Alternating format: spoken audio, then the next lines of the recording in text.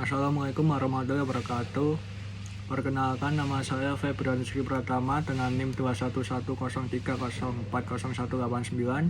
Di sini saya akan menerangkan materi ujian akhir semester dari Hukum Ketenagakerjaan dengan tema Serikat Pekerja.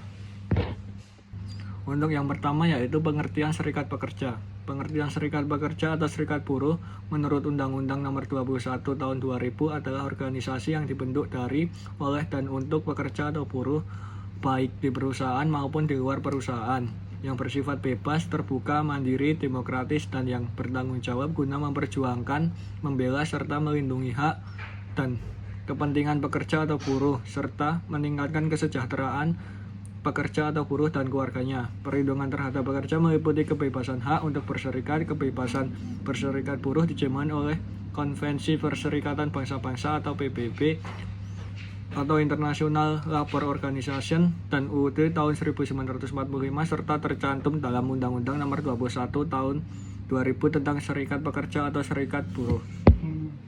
Untuk yang kedua yaitu Dasar Hukum Serikat Pekerja. Dasar Hukum Serikat Pekerja atau Serikat Buruh dibentuk berdasarkan yang pertama Undang-Undang Dasar Negara Republik Indonesia tahun 1945, yang kedua Piagam PBB tentang Hak Asasi Manusia pasal 20 ayat 1 dan pasal 23 ayat 4, yang ketiga Undang-Undang Nomor 18 tahun 1952 tentang ratifikasi Konvensi ILO Nomor 98 mengenai hak berorganisasi dan berunding bersama, keempat Keperaturan Presiden Nomor 23 1998 tentang pengesahan Konvensi ILO Nomor 87 tentang kebebasan berserikat dan perlindungan hak berorganisasi.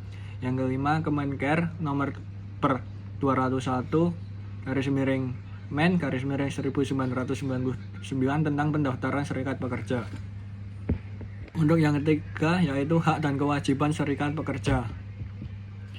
Hak serikat pekerja terdapat dalam pasal 25. Yang pertama, membuat perjanjian kerja bersama FKB dengan pengusaha. Kedua, mewakili pekerja atau buruh dalam menyelesaikan perselisihan dalam hubungan industrial. Tiga, mewakili pekerja atau buruh dalam lembaga ketenagakerjaan. Empat, membentuk lembaga atau melakukan kegiatan yang berkaitan dengan usaha peningkatan kesejahteraan pekerja atau buruh. Lima, melakukan kegiatan lainnya di bidang ketenagakerjaan yang tidak bertentangan dengan peraturan undang-undang yang berlaku.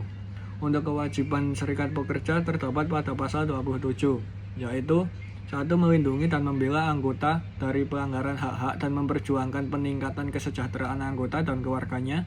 2. Memperjuangkan peningkatan kesejahteraan anggota dan keluarganya.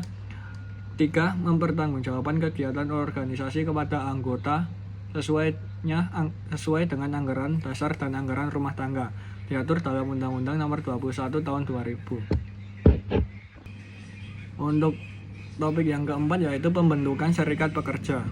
Pembentukan serikat kerja terdapat pada pasal 5 ayat 1 UU Nomor 21 Tahun 2000 yang memiliki beberapa syarat, yaitu 1. Syarat serikat pekerja dapat didirikan minimal 10 orang pekerja di perusahaan yang bersangkutan. Nomor 2. Federasi serikat pekerja dapat didirikan oleh paling sedikit 5 serikat pekerja. Ketiga, konfederasi serikat pekerja dapat didirikan oleh paling sedikit 3 federasi serikat pekerja. 4. Setiap serikat pekerja, federasi serikat pekerja, dan konfederasi serikat pekerja harus mempunyai anggaran dasar atau AD dan anggaran rumah tangga atau ART sebagaimana diatur dalam pasal 11 Undang-Undang Serikat Kerja. Setelah pembentukan serikat pekerja selesai, tahapan selanjutnya adalah memberitahukan secara tertulis kepada instansi pemerintah yang bertanggung jawab untuk dilakukan pencatatan atas pembentukan serikat pekerja tersebut. Pemberitahuan ini sebagaimana yang dimaksud dengan dilampiri daftar nama anggota pembentuk, anggaran dasar dan anggaran rumah tangga, susunan dan nama pengurus, nama dan lambang tentunya tidak boleh sama dengan nama dan lambang yang sudah tercatat terlebih dahulu. Setelah pembentukan SP selesai, maka pengurus serikat pekerja yang telah mempunyai nomor bukti pencatatan wajib memberitahukan secara tertulis kepada pihak perusahaan. Untuk yang selanjutnya yaitu keterwakilan serikat pekerja dalam kelembagaan hubungan industrial. Dalam sistem ketenagakerjaan terdapat beberapa kelembagaan hubungan industrial yang perlu diikutsertakan wakil-wakil baik dari unsur pengusaha, serikat pekerja atau buruh maupun pemerintah sesuai dengan tingkatannya. kelembagaan yang dibentuk pada tingkat kabupaten atau kota, provinsi, dan nasional seperti 1. Lembaga kerjasama tripartit, 2. Dewan Ketenagakerjaan, 3. Dewan Pelatihan Kerja Nasional, 4. Dewan Keselamatan Kerja, 5. Dewan Pengupahan, 6. Tim Deteksi Dini Sektor Ketenagakerjaan, nomor 7. Pengadilan Hubungan Industrial. Sedangkan pada keterwakilan serikat pekerja atau buruh dalam kelembagaan hubungan industrial di tingkat perusahaan antara lain 1. Lembaga kerjasama bipartit, 2. Tim perunding atau pembuat perjanjian kerja sama, 3. Panitia Pembina Keselamatan Kesehatan Kerja. Berikutnya yaitu merupakan pengaturan mengenai keterwakilan serikat pekerja atau serikat buruh dalam kelembagaan industrial, yaitu yang pertama, bagi serikat pekerja atau serikat buruh baik secara mandiri maupun gabungan dan telah tercatat sesuai dengan perundang-undangan dapat mencalonkan wakilnya untuk duduk di dalam kelembagaan hubungan industrial dengan syarat 2. Serikat pekerja atau buruh wajib memiliki kantor dan alamat yang jelas di tempat kedudukannya masing-masing. Nomor 3. Penetapan wakil ditentukan secara proporsional sesuai dengan jumlah anggota berdasarkan hasil audit atau verifikasi keanggotaan oleh lembaga kerjasama tripartit.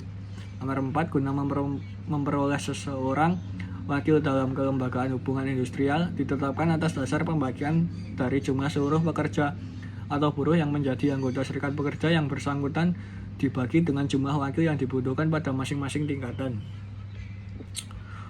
Yang terakhir yaitu kesimpulan. Untuk kesimpulannya yaitu serikat pekerja sebagai aktor penting dalam hubungan kerja dan hubungan industrial yang menduduki posisi strategis dan sentral untuk berperan memperjuangkan hak-hak dari para pekerja yang bergaining position lebih lemah dari pengusaha. Undang-Undang Nomor 21 tahun 2000 tentang serikat pekerja atau serikat buruh tidak pernah secara eksplisit menyebutkan serikat pekerja sebagai suatu subjek hukum dalam lingkup hukum ketenagakerjaan Indonesia. Meski demikian, jika dianalisis lebih dalam, serikat pekerja sebenarnya secara tidak langsung diakui sebagai suatu subjek hukum karena dapat menyandang atau dibebani dengan hak dan kewajiban. Lebih jauh, subjek hukum yang dimaksud ialah badan hukum, karena dalam Undang-Undang Nomor 21 tahun 2000 memperlihatkan bahwa secara tidak langsung serikat pekerja memenuhi karakteristik badan hukum yang ada dalam doktrin dan teori ilmu hukum. Mungkin cukup sekian materi yang dapat saya sampaikan. Bila ada tutur kata saya yang salah dan penyampaiannya kurang jelas, saya mohon maaf. Wassalamualaikum warahmatullahi wabarakatuh.